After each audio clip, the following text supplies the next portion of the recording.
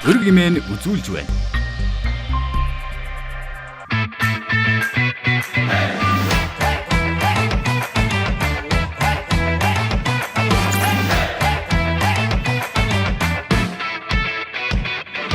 Ямар ч бизнес хэрэглэгчийнхаа өдөр тутмын амьдралыг хөнгөвчлөхийг зорддог. Энэ зорилгынхаа хүрээнд жижиглэн худалдааны салбарт шинэ стандартыг нэвтрүүлж тогтоож чадсан CEO сүлжээ дэлгүүрүүдийн гүйцэтгэх захирал шинэ зорилгыг бизнес өрг нэвтрүүлгээр урьж ярилцах гэж байна.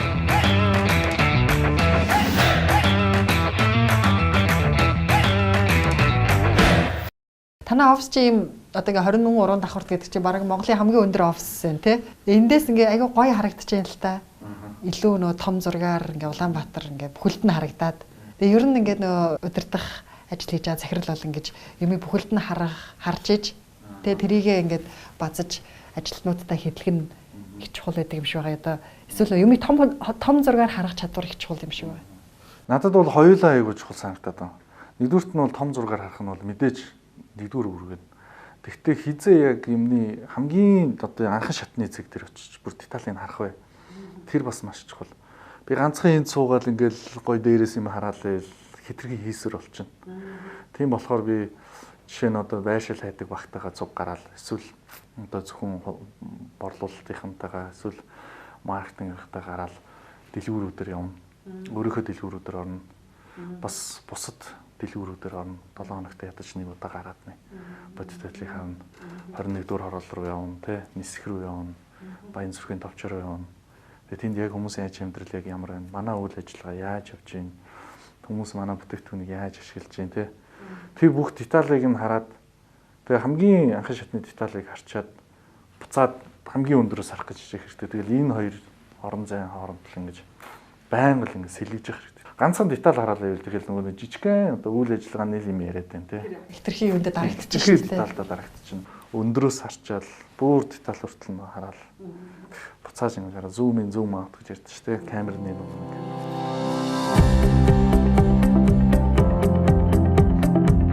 За тэгвэл нөгөө түүхээс нь яриагаа эхлүүлчихье. Таны амьдралд дэргэлтийн зэг болж исэн үйл явдал нь юу байсан бэ? Мэдээж яг залуу хүн.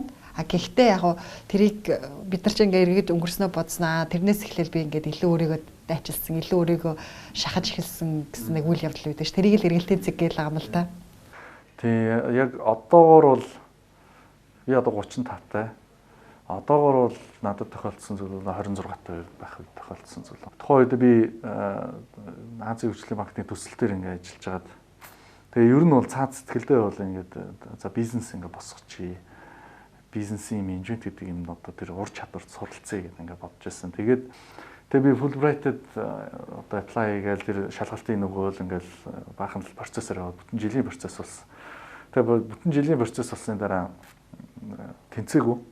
Тэгээд тухайн үед би айгүй өндөр хүлээлттэйсэн. Одоо тэр чинь Babson College, Arizona энэ гэл сургуулиуд. Тэгээд тэр нөгөө нэг одоо Ivy League гэж ярьдаг. Одоо дэлхийд л одоо миний сонгосон entrepreneurship гэдэг чиглэлээр л одоо хамгийн мундаг юм те. За тэрэнд явах юм ингээ хүлээлттэй байжсэн чинь ингээ тэнцсэнгүй. Чи сургуультай тэнцсэн. Гэхдээ мөнгө байхгүй. Явж олон $130 мянган гэсэн. За $130 мянган надад байхгүй. Одоо яах вэ? Тэгсэн чинь Kentucky-гийн Louisville сургуульд чи яг нөгөө юмаа бөглөхтэй ингээ 3 сургууль бөглөгдсөн. Тэгээд хамгийн топ, тэгээд дундаж, тэгээд хамгийн одоо ранк багтаа сургууль. Хамгийн бага ранктай сургуулиас нь над руу холбогдоод тэгээд хүрээд ирээ бидний чамд ингээд нэгдүгürt одоо төлбөрийн төлөлийн хоёрдугаарт нь ингээд цалинтад итгэл одоо батлага аваад хийгсэн. За тэгэл очил амархан дуусгалт өгсчих юм ах гэж бодоод очисон. Гэтэл бол бодит байдал дээр бол нэлээд хэцүү байсан. За 7 хоногт 3-4 ном уншиж дуусгана. Тэгээд тэрнийхээ талаар бичнэ. За Монголд бол сургуульд ер нь хизээч юм хийж үзэж байгаа хүн очиод бол нэлээд англи хэлч бас тийм сайн биш. Тэгээд очиод ер нь нэлээд одоо чаленж одоо сорилттой тийм юмтай тулсан. Тэгээд хажуугаар нэг орой хичээл ордог. 5:30-аас оройд 9:30 гээд дуусдаг. Тэгээ өглөө 8 цагаас орой 5 цаг хүртэл ажил хийдэг. Тэрэн дээр нөгөө нэг дадлагын ажил. За тэгээд хийгээ явахад бол нэг хоёр зүйлээ болсон. Нэгдүгürt нь бол би одоо тэр том сургууль мөрөөдөд байх хэмжээний бол ур чадвар байхгүй юм байна. Хоёрдугаарт нь бол ер нь бид нар өөрсдөө айгүй нэг айгүй мундаг гэж ярьдаг боловч одоо Америкт очиод Kentucky Monge гэдэг бол ерөнхийдөө бол Америк дотор бол нэлээд хөдөө одоо морь малаар л төсөөлдөг газар.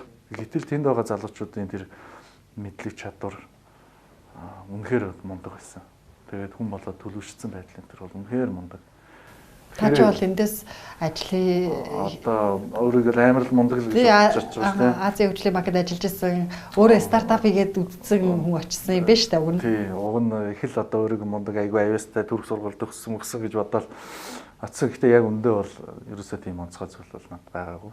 Би бол хичээх хэвээр байна. Маш богино хугацаанд эднийг үүсч ер нь нэлийн мэдлэг чадвар олж авах хэвээр байна. Тэрэнд айгүй чухал юм байна гэж бодсон. Тэгээ би дадлагын ажил хийгээд Wells Fargo банкны advisor гэдэг нэг юм жижиг юм хөрөнгө оруулалтын самс тэр нэг 400 орчим сая доллар менеж хийдэг. Одоо хөрөнгө оруулалтын сан удирддаг тийм саналуу хийцэн нөгөө захирлынхаа туслахаар тавьсан. Баахан цааснууд авчирал энийг одоо гэлс гэдэг орой гэхэд хэрэгтэй гэл ингээд. Үндсэндээ хичээл нь ч хэцүү, ажил нь ч хэцүү. Ер нь бол ерөөсөө нэг ихний 2-3 сар бол яг нөгөө хямрал байсан тийм. Тэгээд тэр ажилласаа ч халагдсан. Нэг юм дотор гармаар мэдрэмж идэг тийм. Тийм, ер нь бүхэн чадахгүй юм гэж хоолой дээр тулчаал юм байна тийм. Ерөөсөө алхихтай юм байхгүй юм. Бид нар бол магадгүй би өөрийнхөө хувьд бол амар одоо өөрийгөө их л мундаг гэж бодож байсан. Өстой худлаа маань их дараахан байх хэрэгтэй байна. Сурах мэдэх зүйл айгүй их байгаа юм байна. За тэгээд дээр нь бас хүний сайн чаддаг зүйл гэж өөртөө өгсөн юм гэж байд юм байна. Өөрийн чадахгүй юм гэж байд юм байна. Тэрийг заавал чадах гэдэг бас цаг ураад байх хэрэггүй. Тэрийг өөр хүмүүс хийх хэрэгтэй байна. Тэгээ багаараа ажиллах хэрэгтэй юм байна. Тэгэхгүй бол ганцаараа бүгдийг хийнэ гэдэг ойлголт байхгүй юм байна.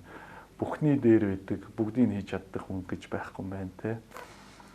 Тэр бүгдийг л ер нь ойлгосон. Тэр л ер нь хамгийн чухал одоогор бол над тохиолдод хамгийн одоо чухал эргэлтийн цаг л байна. Тэг их дараахан болоод ирсэн үү те. Дараахан биш байсан юм уу? Одоо яг уу гадна талдаа яаж харагддаг гэсэн мэдэхгүй дотроо бол их л мундаг ингээл ингээ болчихно. За бараг л одоо том сургуульд яваал. Айгуул мундаг байна л гэж бодсон. Гэтэ бодол төр бол тийм байгаагүй тийм. Тэгвэл тэрнтэйгээ бас их эрт учирсан айгуу зүйл гэж бодоод байна. Харин тийм юмтай ер нь нүр тулаад үзчихвэл ялангуяа эрт үзчихвэл их зүгээр л юм шиг байна тийм. Дундаж Америк залуу гэж бодоод хажуу сууж байгаа залуу маань бүтэн 2-3 цаг одоо багшийн ярьсныг нэг нүүрэнд буулгаад маш оновчтой бичих нь хараад гайхчихж байгаа байхгүй тийм. Ямар гоё юмыг олон талаас нь хард. Яг оновчтой гол одоо санаагаа гаргачихж байна. Тэгээ тэр бичгийн найруулга нь ямар гоё юм тийм. Ингээд уншихад тэгээ тэрийг нэг 15 минут хийдэг. Би тэрийг одоо суугаад хийх 3-4 цаг хийгээч тэр төвшөнд очихоор байгаа байхгүй. Тэгэхээр нэг бизнес гэдэг чинь хүмүүс хамтарч ажилладаг зүйл. Хамтарч ажиллахаар хүмүүс хоорондоо ойлголцох харилцаа аягүй чухал тийм. Бичих юм болон яриагаар тэгээ тэдний юм бол ур чадвар бол үнэхээр одоо бүр багаас нь маш сайн бэлтгэсэн байдаг юм лээ. Тэгэхээр бид нар бол сурах юм их байгаа юм байлээ гэж бодсон. Тэгээ яах хэрэгтэй юм бэ сурах дээр тийм. Та ямар ажлуудыг ингэж дамжиж хийгээд за голд нь бол ямар ч байсан сураад ирсэн. Тэгээ өөрийгөө бариад нь тавиад ирсэн юм биш үү? Тэгээд ямар ажлуудыг хийж явж хагаад премиум группийн CEO-гийн захирал болсон байх болох хүртэлх. Түүхийн богинохон яриулвал. Хамгийн ихэнд нь 2 дугаар курст байхад Wireless.com гэдэг компанид ажиллаж ирсэн. Тэгээ Wireless.com гэдэг тухайн утасгүй интернетийн компани гэдэг өстой гоё технологийн аюу гоё. Тухайн үед бол энэ одоо 3G 4G гэдэг одоо өнөөдрийн технологи байгаагүй. Тэгээд утасгүй интернетийн компанид ороод би сүлжээний инженерээр эхэлж ороод тэгээ сүлжээний администратор гэдэг. Ерөнхийдөө яг хийдэг ажил нь бол нэг А цэгээс Б цэг хүртэл интернетийг дамжуулах сүлжээг л одоо найдвартай ажиллуулах үүрэгтэй. Тийм ажил дээр айгүй азтай оюутан залуу байсан ирнэ одоо тэрэн дээр ажиллах тийм боломж олдоод. Тэгээ би ГТМС-ийн мэдээллийн системийн ангид сурч ирсэн. Тэгээд тэрүүгээр тэр компанид би нэг 3 жил гарan ажилласан. Тэгээд үндсэндээ за өглөө нь хичээлд явбал оройн ажиллаад тэгэл яг ийм амьдрал юм яг 3 жил яваад. Тэгээд нэлээд интернетийн технологи гэдэг нэг юм байдаг юм байна. Арын одоо галтгоонд нэг юм болд юм байна гэдэг ойлголт аваад. Тэгээд тэрний дараа болохоор яг сурч ирсэн мэргэжлэрийн мэдээллийн систем програм хангамжаар ер нь компани хийя, ер нь айгүй орон зай байна. Тэгээд нэг 4 найзтайгаа нийлээд нэг тухайд нэг компани болж ирсэн. 3 дугаар курсээ төгсөөд тэгээ мөрөөдөл нь болохоор ер нь энэ гадуур айгүй үзүр үйлчлэгээ явж байна. Одоо энэ UB баластик тоглолт болохын энэ дуурийн театрч их болохын тий. Хошин шагчийг тоглож ийн, киноч их үзэж ийн тэнгис тухайд байсан тий. Тэгээ 2006 оны 100 бид нэг интернетээр тасалбар зардаг систем хийгээд тэгээ орсон тэр ажил руу. Тэгээ яг өмнөдөө ороо явсан чинь нөгөө цалингаа тавих хэрэгтэй болдог мөнгө нь байдгүй. бизнес өдөрч мэдхгүй, мөнгө урсгал юу ч ойлгохгүй. Тэгээд мөнгө олохын тулд шал өөр ажил руу ороо явцсан. За ингээд ажил ороод ер нь тэгээд хэд төсөл маань ингээд бүтлгүүтээд тэгээд тэрний дараа би стартап хийж үзснийхаа дараа за ер нь менежмент гэдэг юм ойлгохгүй сайн менежменттэй газар ажиллаж үзье гэдэг. Тэгээд Азийн хөгжлийн банкнд хөрөнгөний зах зээлийн ийм одоо шинжлэх төсөл рүү орсон. Тэгээд тэрэн дээр бол яг ерөөхдөө IT-ийн бүтцсэн юмнуудын бүгдийг гаргаад тийм одоо цаас боловсруулах ажил хийгээд тэгээд дууссныхаа дараа за одоо ерөөсөө л яг гадаадд очиж сурах хэрэгтэй байна. Үнэхээр ойлгохгүй мэдэхгүй чадахгүй зүйл айгүй их байгаа юм байна. Сурыг гээд тэгээ Fulbright одоо тэтгэлээд өгөөдөө Fulbright авч чадахгүй түрүүн ярьдаг сургуульд явсан. Тэгээ та бол жихнээсээ сурсан юм байна те. Яг бүр өөрөө сурыг гэж хүмүүсийг бас ингэж анзаарахаар зарим хүмүүс зүгээр нэг гадагшаа явж тухайн нэг сургуулийг ямар нэгэн байдлаар төгсөж ирсэн нь энд нэг хүлээн зөвшөөрөгдөх боломж гэж харж бас төгсөж ирж байгаа хүмүүс байдаг л да. Яг гоо зүгээр миний хувьд бол нэг л бодол байсан. Очоод яг сурыг гэдэг бодол бол байгаа. Гэхдээ бүр ингээд детальчлаад энийг л бүр айгүй мэдчихээ гэхээс илүү айгүй хурдан юмыг ингээд шахаадсан. Энийг одоо энийг газ энэний одоо хариуг нь өг гэнтэр гэдэг ингээд амар шахаад явгонгууд тэр шахаж явж байгаа тэр завгүй хэв маяг дотор унчихгүймсэн л гэсэн үг байсан. Тэ юмыг өгч чадахгүй нэг пейпер юм бичээд эрт дөрөвдөд өгөн шүүгөнгүүд тэрийг нь одоо өгч чадахгүй алдчихгүймсэн гэх тэ. Тэгээ ингээд энэнийг алдахгүймсэн гэд гүгээд байх зураг маш их юмэг богино хугацаанд болоод авчихсан. Ерөөсөө л тэдний бас менежментийн арга барил нь хүн сурах арга барил нь тэр гэлээ. Тийш ингээд тий амар их амар шахацдаг цаг хугацаа богино. Өглөө үүрээр нэг 5 гэж босоод гэлс юмнуудаа амжуулаад орой хичээл дуусч ирэл нэг 12 хүртэл юм хийгээл тэгэл унтаал яг л нэг тийм амьдралын юм аягаар нэг 13 сар ингээд гэлс нүдүүлчихэж байгаа. Тэгээд гол нь яг MBA програм эхлэхдээ л өөрсдөө тэгээд та нар ингээд бизнесийн салбарт ихоор маш их завгүй юмнаа маш их ачаалттай богино хугацаанд шийдвэр гаргах юмнууд гарна. Тэгэхээр ийм ачаалтыг даад сурах хэрэгтэй. Энэ хамгийн гол юм чинь энэ. Тийм болохоор манайх юм нэлээд шахуу шүү. Анхааралтай байгаарай. Ингээд янз бүрийн юм харах цаг байхгүй шүү. Тэгээ яг дунд нь бодохоор нэг 7 хоног л яг гоё амарч исэн мэт. Яг Christmas Eve-ээр ялтчгүй ингээд бүгдээр амарчдаг. Тэгээд яг сураад дуусаад ирээд би бизнесийн салбарт ажиллана гэж бодож ирсэн. Тэр үед мэдээллийн технологийн шуудан харилцаа холбооны газарт ажиллах бас боломж гараад тэгээ би тэнд ажилласан. Засгийн газрын одоо зохицуулагч агентлагт ажилласан. Тэгээ тэнд би 4 жилийг өнгөрөөсөн. Тэнд бол яг харилцаа холбооны бүх хэрэгслүүд бодлогоор зохицуулагдсан гэдэг ажил дээр маш сонирхолтой ажил. Гэхдээ яг би бол нэлийн эрт очисон. Тэгээ бас нарийн сайн юм ойлгохгүй байхдаа нэлийн залуу хүн очисон гэсэн үг. Тэгээд тэр салбартаа ямарчсан ажиллаад нэг 2-3 ажилд ямарчсанаар би оролцоод тэгээ 16 хонд төрөөс гараад 17 хонд би Premium Group-д орсон.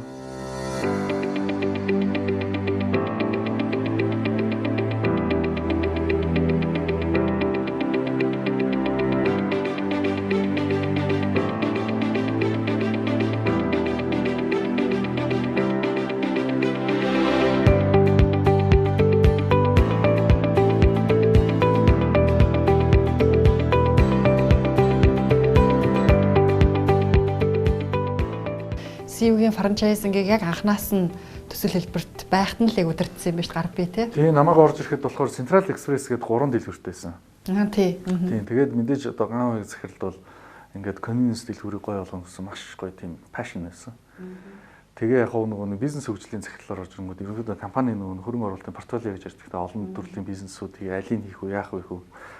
Тэгээ яг нэг зүйл ярилцчихсан болохоор эдийн засаг ингээд айгүй хурдтай өсөөл тэгэл буурал айгүй тийм таамаглалшгүй их циклтэй тий. Тэгэхээр тэр дотор Premium Group бол барилгын салбарт нэлээд гүнзгий орсон. Тэгэхээр нөгөө барилгын салбар өөрөө бас нэлээд савлгаантай. Тэгэхээр нөгөө талд нь юм савлгааг намжааж идэг бас дахиад нэг бизнес хэрэгтэй. Тэгээ тэрийг бол convenience юм байна гэдэг ингээд тодорхойлцсон байсан. Тэгэхээр за тэгвэл миний хувь нэмэр оруулах хэсэг нь магадгүй илүү тэр convenience жижиглэнгийн худалдаа хэсэг юм байна. Яагаад гэвэл тэр хэсэгтээ бас нэг талдаа надад бол байгаа сонирхол нь бол технологи гэдэг юм маш их ашиглах юм байна энэ бизнес. А нөгөө нэг сонирхолтой зүйл нь бол энэ шинэ бизнес юм байна. Тэ шинэ бизнес цоо шинээр ингээ бий болгоно гэдэг нь аягүй сонирхолтой юм байна. А тэгээд ингээд бүр нойлоос нь эхлээд хөл дөрөнд тогтоох нь гоё юм байна. Тэ тэгээд ерөөхдөө энэ бизнесийг хариуцж явж гисэн. Тэгэл анх тэр одоо CU-гийн эрхийн навыг аль солонгосуудтай холбогдоод нөхөдөлмөрийн судалгаагаа хийгээл яг л энэ процессээс нь эхнээс нь явсан. Франчайз дэлгүүр ч юм уу ер нь франчайз бизнес чи бүх ноу хавын цаанаас нь олгоод стандартын тогтоочж байгаа шүү дээ. Тэгэхээр тэрнийхэн дагуу хийхэд л ер нь амжилттай болох юм шиг л төсөөлөл байна л да, мөнгө л байвал. Гэхдээ яг таны одоо гол удирдах байгаа ажил Монголынхаа хөрсөн дээр одоо буулгаж Монгол хэрэглэгчтэй л ойртуулах бах те. Тэр хооронд юу хийчих гэсэн үг вэ? Франчайз гэх тэнгууд мэдээж маш их мэдлэг байгаа. Тэгээд тэр нь болохоор тэрний одоо солонгосын зах зээл дээр ингээд тохирцсон ч юм уу, Японы зах зээл дээр тохирцсон ч юм уу. Бүр ингээд 20 30 жилээр биднээс төрүүлсэн юм нөө ба. Тэнгүүд Монголын нөхцөл рүү хөрсөнд буулгана гэсэн. Тэр бол нэлээд одоо төвхтэй ажил болно. Тэнгүүд одоо чинь солонгосоодоос бид энэ асуудлыг яаж шийддэг юм бэ гэд асуухад болохоор за наад чинь бидний нэг 96 7 онд л тохиолж ирсэн асуудал байна да. За яг одоогийн залуучууд бол наадах чинь яаж шийдгийг мэдэхгүй. Бид нэр одоо нэг тэтгэврт гарсан ийм хүмүүс байгаа. Тэдрээс асуугаадах юм. Тэгэхээр тэд нар нь яг хэлж өгдөг байхгүй тийм. За яг одоо наад чинь бол яг л ийм асуулт юм а. Та нар энийг нь шийдэг. Тэг жигнэсээ тэгээд тэр тэтгэврт гарсан хүмүүсээс асуудаг юм тийм. Тийм. Тэгэхээр нөгөө нэг нэлээд жоохон нас тогтцсон 50 60 та хүмүүс нь хариулж мэднэ. Өнөөдрийн 25 6-тай солонгост одоо тэр компанид ажиллаж байгаа мундаг залуучууд нь хариулж мэдэхгүй гайхаад энэ та нар ямар сони юм бэ? Яагаад ийм юм бэ л гэх тээ. Яагаад ийм хачин байгаа юм бэ л гэх. Тэр нь жишээ нь анх юу байх вэ? Яг одоо жишээ нь бараа бүтээгдэхүүний түгээлтийн асуудал байна л да. Ингээд орж ирэнгүүтээ за та нар ингээд түгээлтийн солонгост бол ингээд түгээлтээ болохоор яг ерөнхийд нэг IT системээр удирддаг. Гэхдээ тэрийг ингээд тусдаа компаниуд хийдэг юм аа. Монголд ингээд та нарын түгээлтийг барааны чинь түгээлтийг бүх одоо айлуудаас бүх барааг нь цуглуулж аваад тэгээд нэг машинд ачаад тэгээд нэг дэлгүүрийн одоо барааг өдрийнх нь барааг нэг газар аваачаад өгчдөг компани байдаг юм байхгүй тий. Солонгост бол тэр нь бүрдсэн тий. Хоёр дахь асуудал нь болохоор тэр бараа түгдэг компаниуд чинь яг ингээд цагтаа ирдэггүй. Тэгээд солонгост бол 30 минутаас ерөөсө хоцорч ирнэ гэдэг ойлголт байхгүй. 100 юм захиалсан бол яг 100 юм л ярина тий. Тэгтэл өнөөдөр болохоор юу гэдэг нь одоо 100 юм захиалахад одоо юу гэдэг нь 5 6 шиг дутаачих энэ төр хөвлөлүүд бол байга асуудал байна. Гэхдээ энэ бол ингээд хөгжлийн явцад шийдэгдэнэ.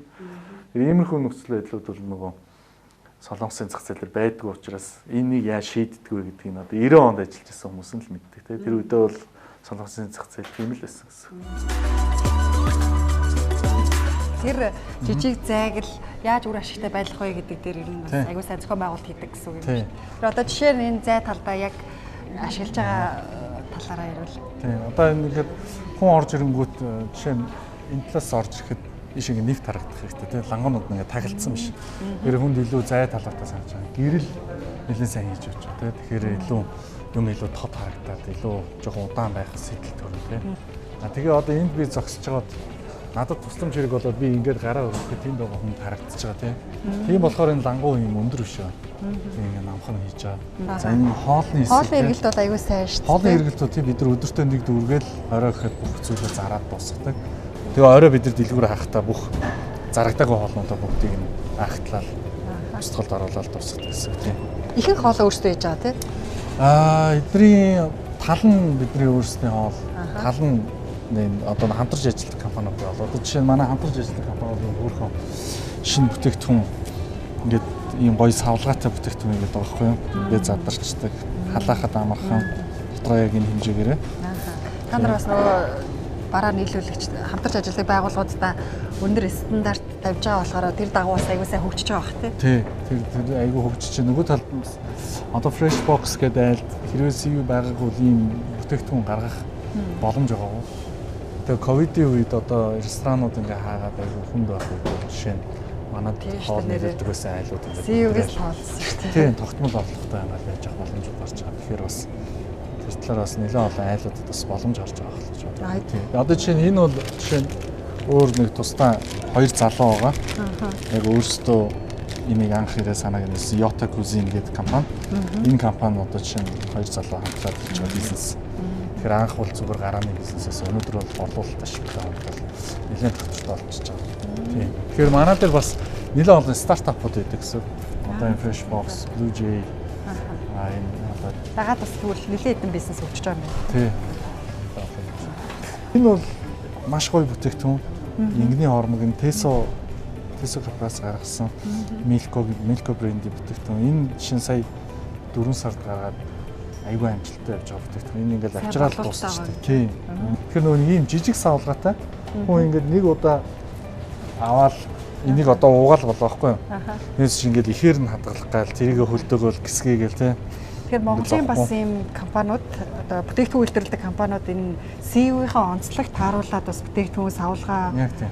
одоо харах хэрэгтэй юм шүү дээ Тийм тийм. Яг тийм. Тэгэхээр энэ одоо жишээ нь Milko брендийн хувьд бол тэр онцлогийг аягуулсан авч хараад тэгээд ингээд бүтээгдэхүүн оруулах одоо айгүй амжилттай болж байгаа. Тэгэхээр савлгааны хэмжээ энтерт бас нэлээ учир байна. Тийм. Битүүрийн энэ байгаа газар бол CEO-гийн гол нэгдсэн агуулга юм байна тийм ээ. Та түрүү яриандаа айгүй олон удаа хүргэлтийн үйлчилгээгийн их онцлогтойгоор яриалсан л та. Тэр хүргэлт эндээ одоо ийм богино хугацаагаар хадгалж бараагаа өдрөөр нь хүргэнэ гэдэг нь одоо ямар давуу талыг олгож байгаа юм. Тэгэхээр нөгөө түрүү хэлжсэн нөө дэлгүүр өөрөө бол одоо хамгийн их хүн цугладаг юм цэгүүд дээр байна. Тэгээд тэнд бол нэг 100 м квадрат дотор одоо их хэмжээний бараа хадгална гэдэг бол юу гэдэг нь 7 хоногийн нөөцөө хадгална гэдэг бол хитрхийн үнэтэй талбар дээр одоо агуулгах түрээслээд байгаа гэсэн үг байхгүй тий. Тэгэхээр эндээ бид нар бол нэг 1-2-7 хоногийн барааны нөөцийг хадгалаад тэгээд дэлгүүр одоо өдөр болгон төгөлтийн төвөөс бараа хүлээж одоо ингэсэн өндөр үнэтэй талбар төрүүлсэн самууг хямд тусдаг. Нөгөө талдаа үйл ажиллагаа ч гэсэн илүү амар их олон бараатай дэлгүүртээ ноцтолтой байхгүй тий. Илүү төгөлтийн төвөө ашиглаад ингээд. Тэгэхээр энд бол одоо нэг дунджаар компани хэмжээнд нэг 2-7 хоногийн одоо 137 дэлгүүрийн 2-7 хоногийн нөөц байгаа гэсэн. Ер нь CEO дэлгүүр маань өөрөө миний зүгээр хардгаар бол эдит бүтц гэж хардаг. Тэгэхээр зарим хүмүүс технологи гэж харж байгаа, зарим нэг хүмүүс нь дэлгүүр гэдэг ч юм уу те. Би бол яг эдит бүтц гэж хардаг.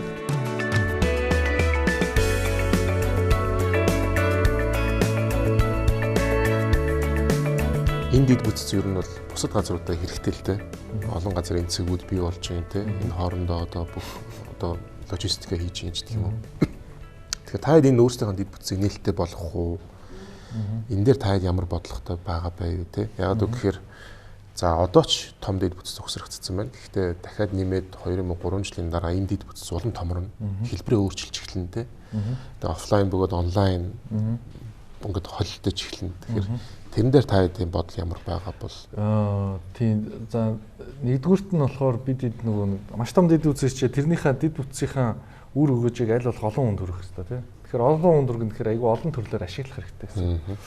Тэгэхээр олон төрлөөр ашиглах нь гэхээр бид нар тэр бүх хэрэглээг нь бүгдийг нь өөрсдөө хийчихдэг байхгүй. Тэгэхээр дандаа хүмүүстэй хамтран гэсэн үг тийм. Хамгийн энгийнээр одоо хүн годомжинд Canon хайгаагүй гэдэг. Canon хайцсан байна. Гэхдээ Canon-д бол хэрэгцээ бол байсаар л байна. Гэхдээ Canon гэдэг юм цөөрцсөн байна.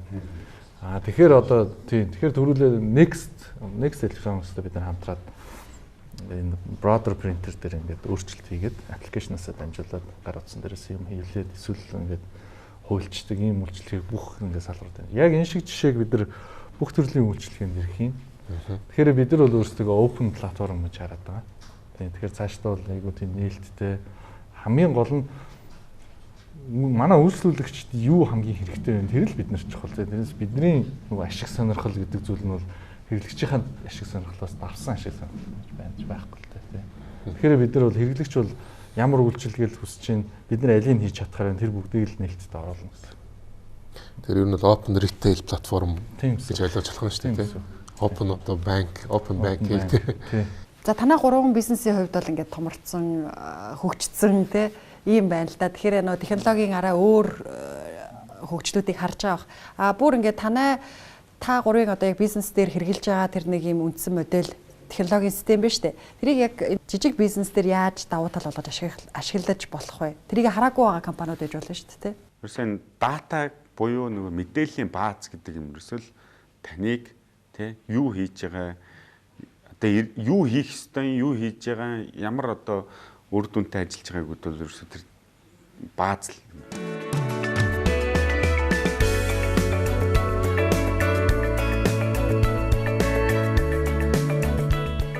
Тэгэхээр одоо жижигхэн компани бууцны ганц ч байсан, дэлгэнгийн худалдаач байсан, одоо юу ч байсан, үйлчлэгээ нэг тавилга хийдэг байсан ч гэсэн би тэр хүмүүсүүдийн датаг цуглуулж тэр хүмүүсүүдтэй илүү их нөө фидбек одоо мэдээлэл буцааж хариу үйлдэл авч иж тэр хүмүүсүүдийн ирээдүйг бодож дараагийн бизнес хийх юм бол ерөөсөө энэ хамгийн том чухал юм. Тэгэхээр гэж боддог. Тэгээд тийм учраас нөгөө нэг жижиг том хамаагүй ерөөсөө та бол датагаа л хадгалах ёстой л гэдэг. Одоо тэр түүнээс заавал сервер ав гэж байгаа юм шүү. Тэгтэл миний худалдан авахч энэ 10 хүн юу хүсэж чинь, юу гомдолж чинь, юу мөрөөдж чинь гэдгийг одоо бодчихлах ёстой л гэдэг санаа.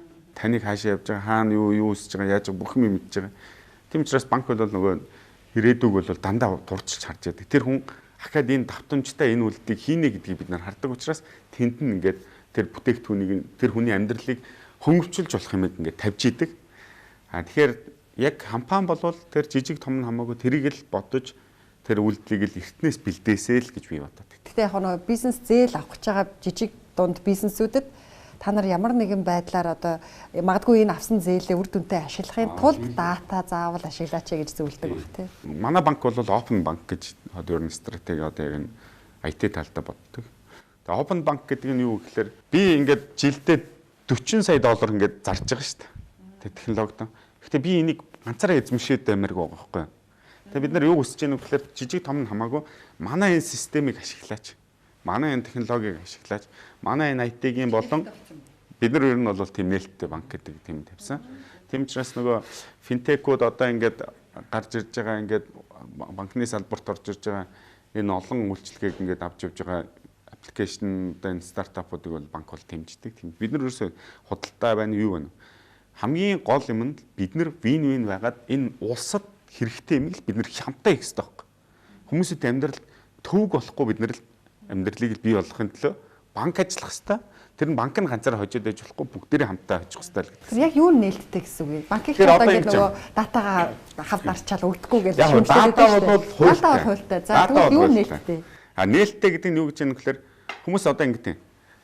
Танаа банктай ингээд холбогдоод би ийм нэг худалдаа хиймээр байна. Ийм нэг IT-ийн сүлжээг ингэмээр байна.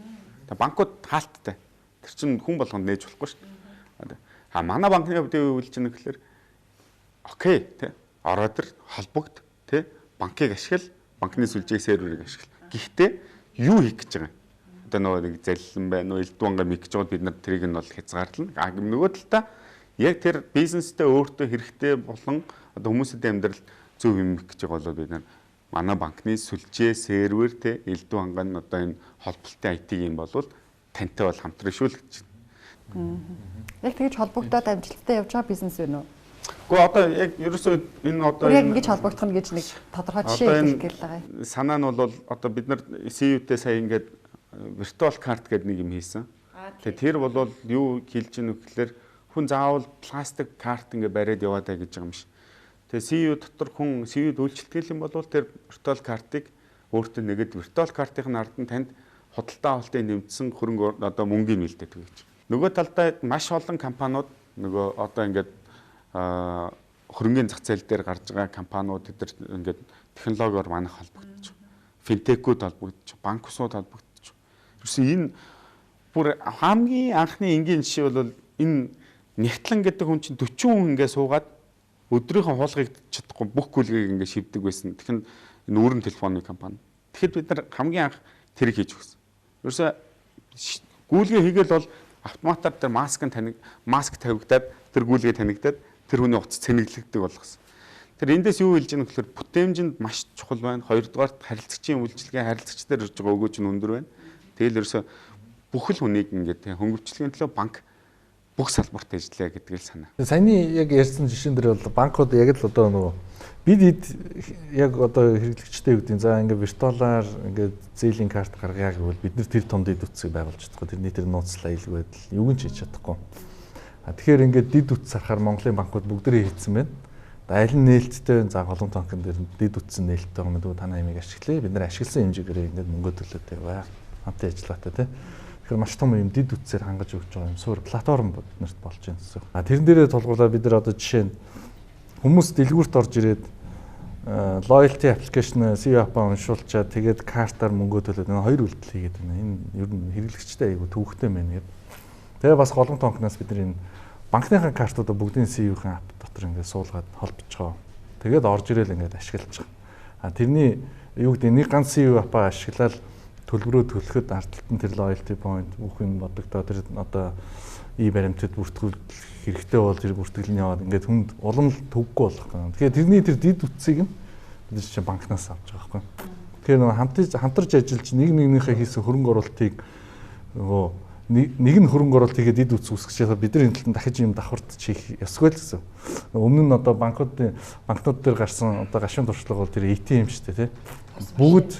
Бүгд давхардуулж хөрөнгө оруулалт байсан. ATM байхгүй болсноо байгаа юу? Тас тастай байгаа. Тэр ер нь бол бид нар нэг ярьсан юм а. Тэгээд банкны холбоон дээр тэгэл банкны хүү өндөр байр гингүүл ATM. Ер нь тэр үнэн шүү дээ. Тэр үнэн шүү. Яриад байдаг. Ерөөсөө энэ банкны хүү өндөр байна гэдэг зүйл чинь нөгөө өртгийн одоо асуудал байхгүй. Яг хав тэрэн дээр нэг юм юу гараад идэв. Тэр нөгөө зах зээлд арай том олон ATM-тэй олон одоо сүлжээтэй банк нь тэрийг давуу байдлаа алдчихна гэж бодоод ерөөсөө болтгоо. Түүнээс бид нар бол тэрийг нэгтгэе гэж яриад байдаг. Тэгээд жоохон тийм асуудалтай. Яг хав танай дээр байдаг тийм бий болцсон системийг бид нар өөр одоо жижиг компаниуд хөнгөвчлсөн байдлаар ч юм уу те яаж нэвтрүүлж ашиглаж болох юм. Тэгээ яг ер нь л team системүүдийг аюу сайн хөгжүүлэх хэрэгтэй. Нөгөө талдаа бас бизнес хөгжүүлэгч нарт тэрийг бодсоор ойлгох хэрэгтэй л дээ. Одоо хоёр хүнтэй компани биш технэр нөхөр хоёр нийлээд бийж байгаа бизнес. Тэр компанид бид нэр очил амар програм хангамж яриад ингэх юм бол угаасаа ойлгохгүй, дийлгэхгүй, амжихгүй байхгүй. Тэгэхээр яаж бид нар тэр технологиг илүү хялбархан болгоод одоо 5 хүнтэй, 10 хүнтэй компаниудыг ашигладаг болгох уу? Ер нь бол тэр компани 20 хүнтэй компани байсан ч технологи ашиглах хэцүү.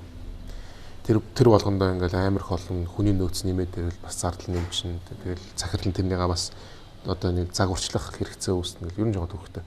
Тэр айгүй тийм сайн шийдлүүдийг бид нар айгүй гаргаж ирэх хэрэгтэй байдаг. Энэ бол одоо худалдааны салбарт бол за мэдээж танах бол том. Тэгээ том систем үүсэндээ ухсарчж байгаа. Гэтэл голомт банкны харилцагч байгууллагуудын 90% нь ийм системгүй байхгүй. Тийм өдөөсөө байхгүй. Ингээ механикаар ингээ хийгээд яваад ирсэн. Тэгэл хар дэвтрийг технологи гэхээр илүү томоор ойлгоод байдаг тий. Тэгэхээр бид нар тэнийг хийх л ёстой гэсэн. Ямар системийг харж чадахгүй байх. Айгу өргөн асуулт л байгаа юм л да тий. Зүгээр яг ингээ харж байхад ер нь ингээд илүү чамбай гүйцэтгэлтэй бизнес хийхэд ер нь технологи ашиглах талаар бодвол илүү зөв юм шиг санагдав. Жишээ нь 100 харилцагчтай бизнес байдаг бол тэр 100 харилцагчтай бүгдийг ингээ бүртгэгчсэн. Тэгээд эндээс би ийм бүтээгдэхүүнүүд зарж байгаа юм байна. Энд өөр ийм боломж байдаг юм байна. Тэгээ бид нар энэ дэр тэгвэл ийм хэмжээний борлуулалтыг хийвэл яаж юм те. Тэр бүгнээ бүртгээд ингээ явдаг ийм жишээ систем аа те CRM гэж яриад байдаг. Тэгэхээр тэр бол одоо жишээ бүхэл бизнесүүд төр CRM бол нэвтрэх боломжтой байх гэж бодоод байна те. Бүр ингээ жижиглэгээ худалдаа дэлгүүрлэл биш бол ихэвчлэн ийм 100 харилцагчтай бизнесүүд төр бол их тохиромжтой болов гэж бодоод байна. Тэгэхээр ингээд ярихаар өстө түмэн боломж байгаа. Тэгээ гол нь нөгөө нэг илүү чамбай нарийн сайн гүйцэтгэлтэй болъё гэдэг зорилгоор технологиг ашиглавал зөв юм болов уу гэж байна. Тэгээ хэрэглэгчийнхаа үйлдэлийг багасгаж өгөх гэсэн бас нэг үнцгэр ах бах тий. Тэр зүгээр дэлгүүр. Гэхдээ бид нар дэлгүүр дотор хамгийн бага эфорт үзүүлдэг. Тэр нэг харилцагчаас тэр хамгийн бага юм үйл хөдлөлтийг л шаарддаг. Одоо имийг л хийж өгөхөл тэр хүмүүсүүдийг л аль болох хэлбэрчлэгээл яваад байна гэдэг санаа тий.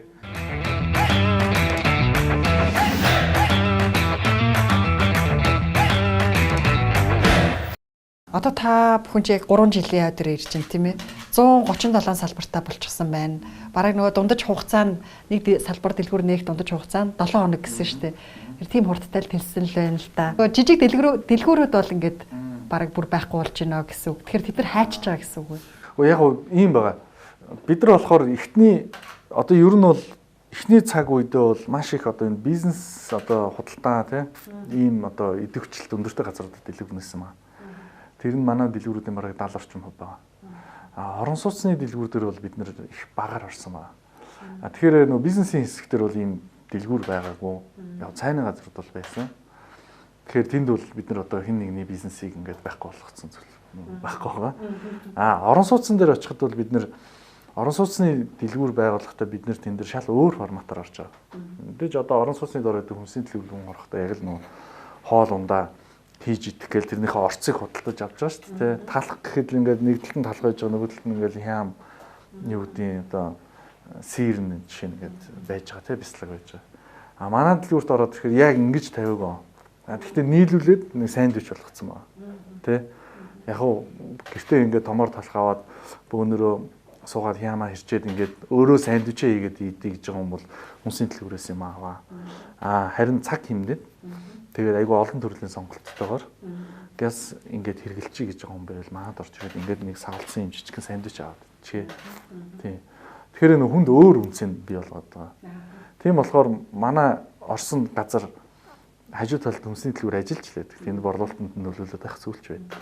Тийм. Тэгэхээр ингээд цухтаа явж байгаа. Та яг банкны одоо бас хөрөнгө оруулалт гаргадаг зээл гаргадаг хүний хувьд ингэж хэлэхэд одоо CU-д шахагдсан цайны газар, кофе шоп, хүнсний дэлгүүрүүд яах ёстой вэ? Ерөөсөө шахагддаг ба. Байдгаар байж л байгаа. Гэхдээ юу вэ гэхээр тэр компани тэр жижигхэн дэлгүүрийн эзэн болвол за би өшөө ухаантай ажиллах хэрэгтэй юм байна шүү. Би өшөө энэ үйлчлэгээгээ цэвэрлэгээгээ стандартаа илүү сайжруулахгүй юм бол болохгүй юм байна шүү гэдэг тэр хүмүүст сургамж өгсөн, мэдрэмж өгсөн. Тэр хүмүүс бол илүү их ингээд өөрөө бизнестэй тэр үйлчлэгээнд анхаарч гэлсэн. Энэгээр юу болж байгаа нь гэхээр тэнд нэг CU гэдэг дэлгүүр нэгдээд тэр компани дампуураагүй тэр компанийг харин илүү ухаантай ажиллах боломжийг нь өгсөн. Нөгөө талдаа бол эндээс юу хожиж байгаа гэхээр хэрэглэгч хожиж байгаа, улс хожиж байгаа. Нийгмээр хожиж байгаа. Тэгэхээр тэр хүмүүс бол яг тэрийг л ойлгох хэрэгтэй. Ер нь ингээд орон нутагт анзаарч байхад нэг дэлгүүртэй хүмүүс аль олон жилийн өмнө нэг тэр дэлгүүр нь ажиллуулж ирсэн тий. Нэг ихнэр нөхөр хоёр ажиллаулдаг. Тэгэл хүүхдээ зогсоодог ч юм уу, хамаатнуудаа зогсоодог. Тэгэл айгүй их бараа агуулгатаа бараа өрцөн. Тэгээ ярилцаад үзэхээр би банкны зээлтэй л гин тэгсэр нэ яг бизнес талаас нь харахаар ингээд дараагийн түвшиндээ гарч чадахгүй байгаа байхгүй тий. Тэр дарагдцсан. Тэгсэр нэг ядарсан. Тэрийг магадгүй тэр үеийн тим нийгэмд амьдарч ирсэн тэр ачааллыг даагаас сурцсан хүмүүс л авч явахаар байгаа байхгүй тий. Тэгэхээр одоо ийм саб франчайз авсан хүмүүс танай брендингийг авч ажиллаж байгаа хүмүүс ямар давуу тал олгож байгаа гэсэн үг вэ? Гол юмнуудын яг нөгөө дид бүтцийн шийдэл байгаа. Тэгэхээр нөгөө түгэлт гэдэг том дид бүтцэн тий. Хоолны үйлдвэр гэдэг яг тэнд нөгөө ялгарх бүтээгдэхүүн үйлдвэрлэдэг дид бүтцэн. Дахиад IT-ийн дид бүтц хийж өгч जैन тий. Тэгэхээр энэ дид бүтцүүдийг хийгээд ирэхээр л тэр хүмүүс үйл ажиллагаа явуулахад арай илүү хэлбэр болоод эхэлж байгаа. Тий. Ер нь хүнсний дэлгүүрүүд дээр байгаа айгүй одоо ялангуяа хүнсний дэлгүүр ажиллаж байгаа хүмүүстэй байгаа хүндрэлтэй асуудал бол түгэлт юм байна. Түгэлт үнэхээр одоо 300 гаруй 350 одоо хүнсний бүтээгдэхүүн импортлдог, үйлдвэрлэдэг компаниуд байгаа. За хүнс босч байгаа тий. Тэгэхээр эдгээр худалдааны компаниуд маань бол бүгд тус тусдаа түгэлтээ хийдэг. Тэгэхээр нэг дэлгүүр дээр л одоо 10-аас 20 бараа түгэлт өдөртөө ирдэг. Тэгээд тэр дэлгүүрт ажиллаж байгаа хүн одоо бүхэл айлуудтай бүгднтэй нь харьцаал тооцоогоо хийгээл тий. Баргал үндсэндээ нөгөө нейрон нэгтлэнгийн ажил хийсээр байгаа л ингээд бүтэн өдөр өнгөрч байгаа тий. Тэгэхэд юм тэр хэрэглэгчтэй гоё үйлчлэх тийшээ цагаа зарцуулж чадахгүй. Эсвэл хоёулангийн зэрэг хийвэл үнэхээр ядардаг тий. Тэгэхээр тэр асуудлыг бид нэр шийдэж өгөх хэрэгтэй байна гэдэг. Одоо түгээлтэн дээрээ бид нэлээд их хөрөнгө оруулалт хийж эхэлж байгаа. Түгээлтийг нь хийгээд өгөө гэж. Тийм түгээлтийг нь хийгээд өгье. Тэгээ бид нэр манай брэнд болоод ажиллаж байгаа хамтарч ажиллая франчайзи. Тийм одоо нөгөө танай нэрийг аваад брендингийг ашиглана л гэсэн үгтэй тийм. Тэгээ бид франчайз гэж нэрлэдэг тийм. Тийм. Франчайзын хөтөлбөр эхлүүлээд одоо бид нэг 23 дэлгүүртэй явж байгаа. 23 одоо жижиг дунд бизнес эрхлэгчтэй ингээм хамтраад ажиллаж байгаа гэсэн үг. Тэгэхээр яг гоо цаашдаа бол бид нэр франчайзаар дамжуулаад ер нь одоо хүнсний дэлгүүрүүд хэрвээ үнэхээр манай брэндэд ороод ингээд ашигтай байна гэж өөрсдөө үзэж байгаа бол бид нартай ингээд хамтарч ажиллах үе таалга нээлттэй. Бидний гол хийх юм бол одоо яг тэр ялгарх бүтээгдэхүүнүүдээ хоол, сандвич гэдэг энэ бүтээгдэхүүнүүдээс гадна яг тэр түгээлтийн хүндрэлтэй байдаг асуудлыг шийдэж өгөх хэрэгтэй байна. Тэгэхээр одоо жишээ нь одоо би яг дэлгүүр дээр байхдаа бас тайлбарлаж харуулъя тий. Жишээ нь ингээд лангуун дээр манайх ингээд харахаар ингээд цөөхөн нүүр байгаа. Хоёр одоо ингээд ийм төрлийн бүтээгдэхүүн байлаа хэрэг хоёрхан шиг ингээд өрчихсөн байгаа. Яагаад юм гэхээр өдөр болгон авах боломж байгаа учраас. Өөр хүнсний дэлгүүрт орвол хэрвээ өдөрт 2 зарагддаг 3 өдөр тутам түгээлт явдаг бол ингээд 6 нуур байгаа. Яагаад бол 3 өдөр байхгүй болчих болохгүй юм чи. Тэгэхээр нөгөө зай талбай томорчж байгаас дэлгүүрт. Тэгэхээр барааны нууц томорчж байгаа. Дундаж хүнсний дэлгүүрт 8-аас 80-аас 100 гаруй сая төгрөгийн бараа байгаа. Одоо манад болохоор 30 орчим сая төгрөгийн л бараа байгаа. Тэгэхээр нөгөө нэг бага зай талбайгаас илүү их борлуулалт хийх боломж гарч ирдэг гэсэн. Тэрнийхэн төлөө бид нар ингээд түгээлтээ хийдэг ардталт нь. Тэгэхээр энэ бол convenience-ийн ер нь бас айгүй чухал юм юу одоо бизнесийн моделийн даваа тал юм байна.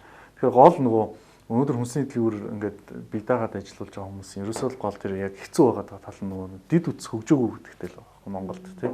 Юу гэдэг одоо би нэг бараа захиаллаа гэхэд юу гэдэг Чокопай гомон ундаа усан цухтаар нийлээд нэг саунд хийгээд түрээд ирэхийг хэлээд байгаа юм л да тийм. Тэгээс ингээд тусдаа хүн орж ирэл авах биш.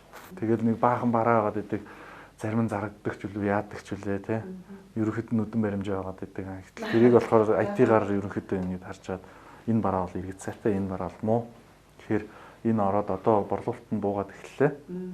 Тэгэхээр энэ барааг бол одоо хас. Энэ нь бол шинээр орж ирж байгаа хурд илүү хурдцтай байгаа. Энийг орвол тэгэхээр байгаа талбай дээр илүү хурдцтай зарагддаг бараа нь одоо хурдан тавих хэрэгтэй. Тэрэндээ IT-гаа ашиглана гэсэн. Ийм маягаар л ажил. Талбайг амар сайн ашиглах юм. Талбай хэрэглэл хамгийн чухал нь тийм. Тийм болохоор нөө арын өрөөндөө бараа хатгалдаг. Тэр чинь маш үнэтэй талбай авч байгаа юм л та. Тийм хүмүүст одоо ороход хамгийн олон хүн хамгийн хялбараар орж болох талбай гэдэг тэгэхээр тэр чинь хамгийн үнэтэй талбай л байгаа юм л та. Тэгэхээр үнэтэй талбай авсан юм чинь тэндээ бараа овоолоод хадгалаад иж болохгүй.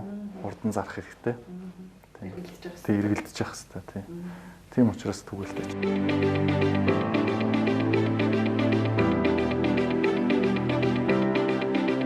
CEO яаж ажилтгийг харцсан болохоор магадгүй шууд энэ стандартыг аваад хэрэгжүүлье гэж бодож байгаа бодлого газрууд бас байгаа л та. Франчайз өгж байгаа газруудаа ямар шаардлага тавьж өгч байгаа вэ? Авъя гэсэн болгонд өгж байгаа юу? Тэр стандартыг бас авч явах газруудыг аюу сайн шалгаж өгөх байх л та тийм. Бид нар ер нь саб франчайз эхлээд одоо нэг 23 компанитай жижиг дунд бизнес эрхлэгчтэй хамтарч ажиллаж байгаа. Тэгээд хамгийн гол шаардлага болохоор ер нь энэ бизнес аюул олон юм жижиг деталуудтай ажилладаг. Тэгэхээр өдөр болгон тэр дэлгүүр дээрээ ажиллах ийм эзэн байна гэдэг л ер нь хайгаад байна. Бүтэн цагаараа. Тийм бүтэн цагаар одоо үнэхээр тэр дэлгүүртээ бүх зүйлээ өгч ажиллах юм байна. Энэ л хамгийн том шаардлага. Тийм. Мэдээж энэ бол сонсоход айгүй энгийн юм шиг хэрнэ. За энийг яг доктортой 5 жил хийж чадах уу 7 жил хийж чадах уу. Үнэхээр бол хүмүүс нэлээд их одоо хүчин чармал шаардна. Тэгэхээр тэр шалгуураа давалсан болж байна гэвэл бид хамтарч ажиллаж байгаа. Өөр нэг нарийн бол олон шалгуур байхгүй. Тэгэхээр дэлгүүр ажиллаж исэн хүн бол бүрч давуу тал болох уу? Давуу тал болно. Тийм. Гэхдээ өмнө дэлгүүр ажиллаж байхдаа сурсан байсан зарим нэг зүйлсүүдийг бол өөрөөр хийх шаардлага гарна. Тэгэхээр нөө шинээр суралцахдаа бас бэлэн байх хэрэгтэй. Тэр ингээд битори ярилцлагыг сонсож байгаа хүн ч юм одоо ингээд хаач үдэ те ямар ч байсан ингээд дэлгүүр ажиллах уу, цааны газар ажиллах уу, нэг бизнес хийчмээр байдаг, мөнгө эргэлдүүлчмээр байдаг. Юу хийх вэ гэж шийдэж байгаа хүмүүст нэг дэлгүүр ажиллахаараа ашиг багтаа байдгаа ч гэдэг юм уу, ер нь баг ашиг болохгүй штэ гэж яриа бас байдаг штэ. Магадгүй танах бол ингээд 137 сүлжээ дэлгүүр ажиллаулж байгаа болохоор ингээд том зургаараа том эргэлтээр ашигтай бизнес байх нь гэдэг гэж хардаг хүмүүс ч байдаг л да. Тэгэхээр тэрнээр тэлэхэд нэг дэлгүүр тэгж хэрсэн ашигтай ажиллах боломжтой. За тэр магадгүй танахаас ингээд юу авлаа гэхэ танай брендингийг тэр бол мэдээж нэг олон зүйлээс хамаарна. Сайн байршил нэгдүгürt нь ах хэрэгтэй. Хоёрдугаарт нь өөрөө тэндээ сайн ажиллах хэрэгтэй тийм. Тэр хэрэглэгчдийн одоо хүслийг илүү мэдрээд тэгээд өдөр тутмын үйл ажиллагааыг алдаагүй чигт хийхээс ахуулаад. Тэгээ би нэг олон дэлгүүрийг аваад хүн сайн ажиллуулж чадна гэдэгт бас жоохон эргэлздэг. Яагаад гэвэл ритейл бол буюу жижиглэнгийн худалдаа бол яг тэр жижиглэн гэдэг үгтэйг яг дүүцсэн бизнес. Тэр жижиг одоо зүйл болгоныг ингээд харж явах хэрэгтэй те. Лангон дээр ингээд барааны үн солигдсон байна уу гэдгийг харж явах хэрэгтэй те. Энээс болоод маш их деталь ажиллагаа хэрэгтэй. Тэгэхээр тэр нөгөө эзний нүд бол алт гэдэг үг байдаг. Тэгэхээр тэр эзэн дэлгүүр дээрээ байвал бүх зүйлийг л яг тэр алт болгож харна гэсэн үг шүү дээ те. Тэгжиж тэндээс өгөөж хамгийн томор хүртэнэ. Тэгэхээр бол нэг дэлгүүр дээрээ нэгдүгürt нь хамгийн анхаарлаа тавих хэрэгтэй.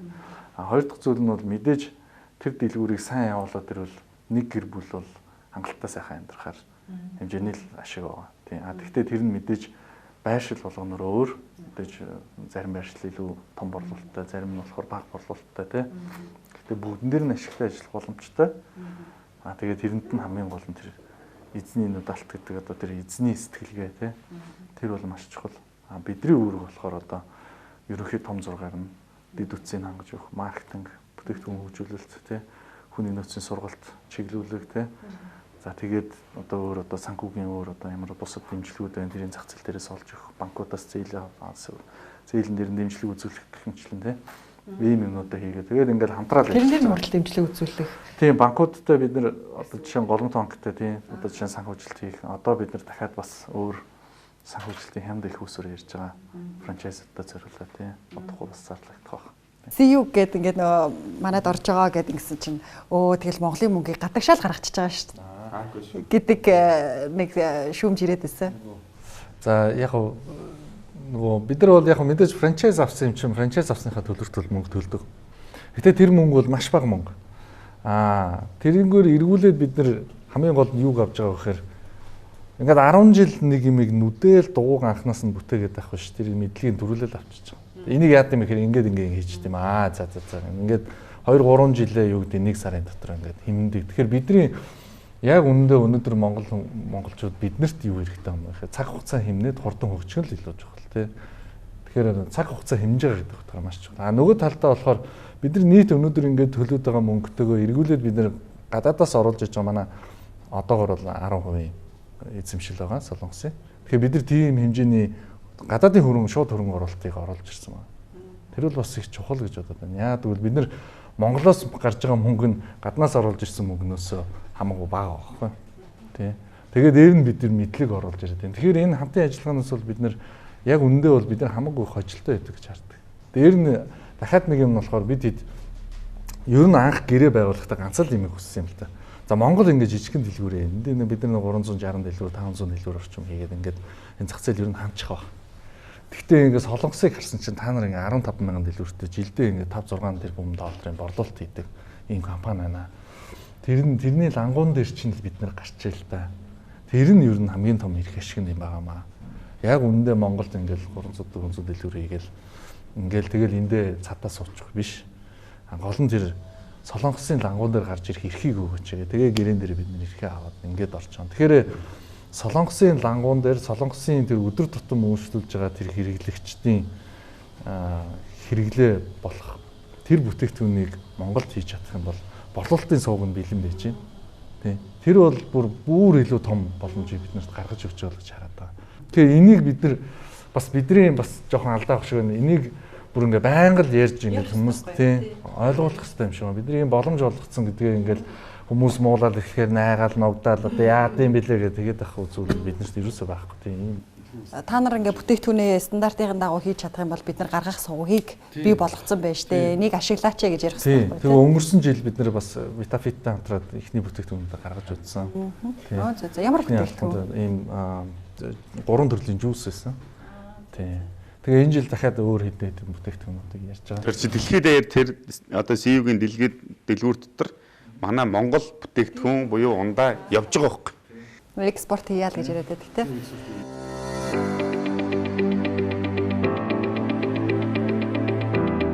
Айгу том агуулга байна шүү дээ. Зайлшгүй их байна. Өшөө ашиглаж болохоор байна. Тэгээд нэгэнд ингээд бий болчихсон түгээлтийн системээ ашиглаад одоо бизнесийн хувьд тэрийг өөр эргэлтэнд оруулах боломжийг харж байгаа юм. Тэгээ бидний бизнесийн онцлог болохоор сайн хэлжсэн юм бүтэн юм бараа гэхээр задлаад цөөхөн ширхгээр нь дэлгүүр гарч байгаа. Тэгэхээр энэ бол нөгөө түгээлтийн бас тодорхой ур чадварууд компани бий болно. Энэ яг одоо цахим худалдааны e-commerce бизнестэй ингээд шууд давхцдаг энэ ур чадвар. Нөгөө талдаа Монголд Улаанбаатарт өнөөдөр ингээд түгээлт хүргэлтийн дэд бүтц байхгүй. Тэгэхээр эцсийн хэрэглэгчд авчиж өгөх нь бол маш хүндрэлтэй байгаа. E-commerce цахим худалдаанаас ашиг. Тэгээ бид нар ингээд олон салбар байгуулад ингээд явж байгаа юм чинь хэрэглэгчтэй ойртчихлоо. Тэгэхээр дараагийн өгч чадах үнс нь юу гэхээр тэгвэл цахим худалдааны юм түгээлтийн дэд бүтц болох юм байна. Барааг нь энэ түлээж аваад тэгээд дэлгүүрүүдээр авчаад дэлгүүрээсээ дахиад хэрэглэгчийн гартаа авчиж өгөх юм боломж байгаа юм байна. Ийм бас дараагийн бизнесүүдийг хийгээд бид нар хоёр зүйлийг хийсэн. Нэгдүгürt нь болохоор дэлгүүрээсээ 30 минутад хүргэдэг үйлчилгээ. Нөгөөх нь болохоор агуулгын үнээр гээд одоо энд байгаа бүтээгдэхүүнүүдийг одоо гэртээ байгаа ээж нар жишээ нь Pampers бөөнөр нэг захиалж авч байгаа. Дэлгүүрт ингээд тавих гэхээр лангуун дээр хэцхээ том зайтай зай эслээд байдаг. Тэгтээ хэрэгцээ болоод байдаг. Тийм зүйлийг яг гэртээ хөргүүлдэг. Өнөөдөр захиалаад маргааш нь гэрт нь аваачаад өгч байгаа. Энэ бол яг л цахим худалдааны бизнес. Тэгэхээр цахим худалдааны бизнесийн хамгийн чухал юм бол ард нь логистик түгээлт байна. Тэгэхээр энэ даваа талаас бид нар ашиглаад цаашаа өдрлийн бизнесийг бас нэлээд хөгжүүлнэ гэж харж байна.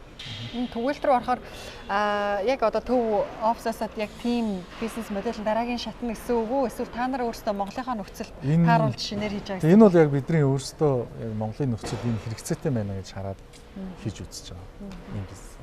Ер нь Монголын зах зээл дээр бизнес хийхээр заавал ямар нэгэн өөр бизнестэй уяхгүй л бол яг тэр бизнес дангаараа ашиг олох нь зах зээл нь жижиг болохоор хэцүү байдаг юм шиг байна. Яг уу нэг талаасаа ингээ харах юм бол өнөөдөр e-commerce Монголд яаж хөгжиж байгаа гэхээр ихэвчлэн бүх хүмүүс аппликейшн дээр их санаа зовдох шиг байна.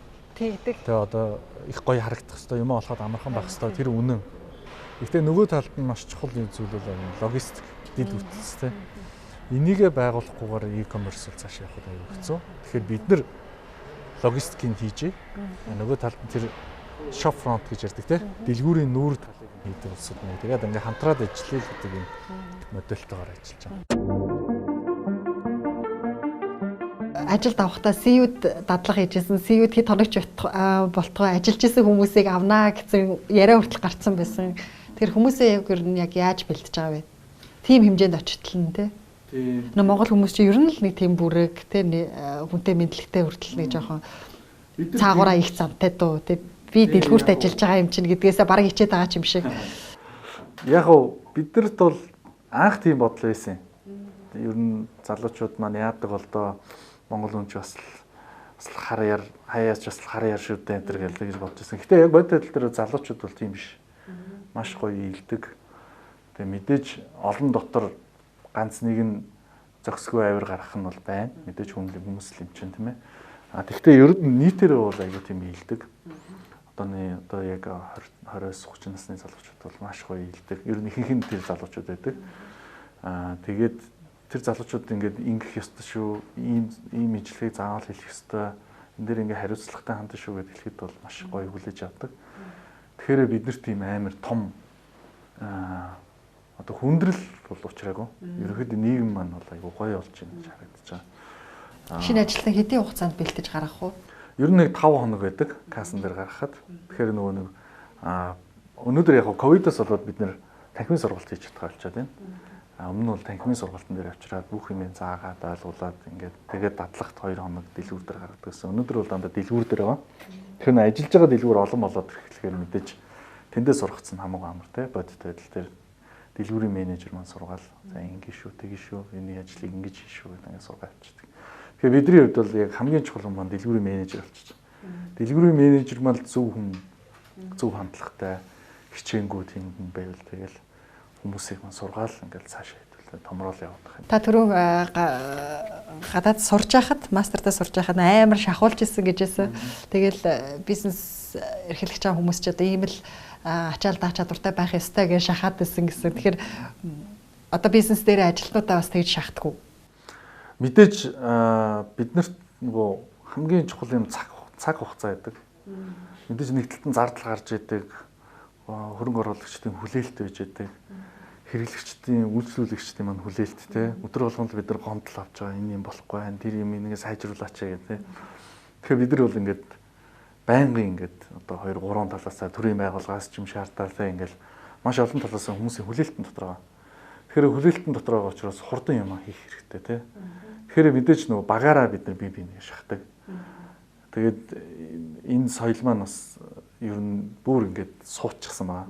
Тэгэхээр нөгөө бие хүлээлтээс гадна багууд нэгнээсээ те энийг хурдан энийг түргэн болгомоор байна, тэрийг түргэн болгомоор байна. За ингээд ихээр мэдээж маш олон асуудал яралтай болоод эхэлнэ те.